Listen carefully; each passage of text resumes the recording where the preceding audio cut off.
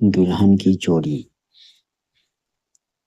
एक तरफ शहनाइयों की गूंज थी और दूसरी तरफ मंडप से अचानक दुल्हन का इस तरह गायब हो जाना कि सभी के पैरों तले जमीन खिसक गई। होटल के शानदार बैंक्वेट हॉल में रोशनी की जगमगाहट थी। फूलों की खुशबू और ढोल की थाप के बीच शादी की रस्मों रिवाज अपने शबाब पर थे। दूल्हा राहुल शेरवानी पहने और सेहरा बांधे घोड़ी से उतरकर मंडप की तरफ बढ़ रहा था।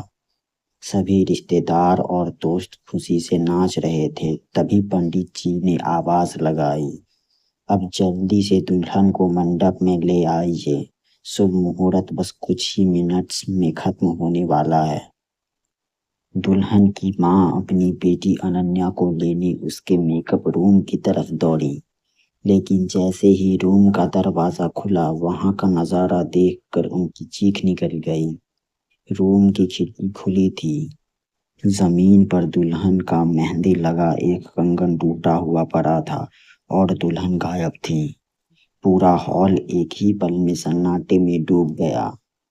दूल्हे के घर वालों को लगा कि शायद यह कोई मजाक है, लेकिन जब पूरी बिल्डिंग, पार्किंग और छत पर तलाश किया गया और अनन्या को फोन भी स्विच ऑफ मिला तो सबके होश उड़ गए।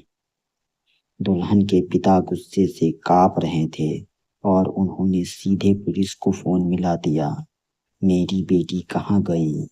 क्या किसी ने उसे किडनैप कर लिया है या वह भाग गई? उनका गुस्सा देखने लायक था। बारातियों में अफरा तफरी मच गई।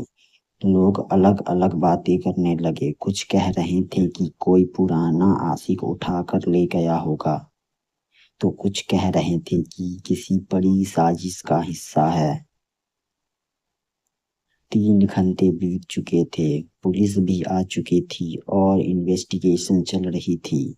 तभी अचानक राहुल के फोन पर एक अज्ञात नंबर से व्हाट्सएप वीडियो कॉल आती है।